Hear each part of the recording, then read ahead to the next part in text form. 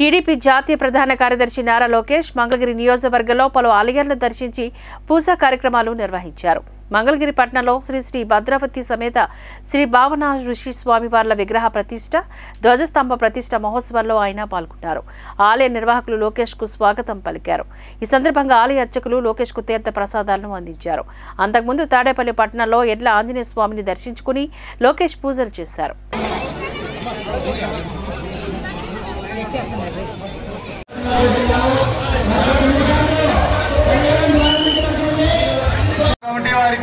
భక్తులు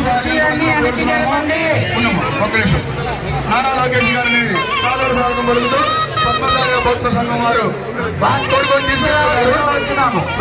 పడతామమ్మా.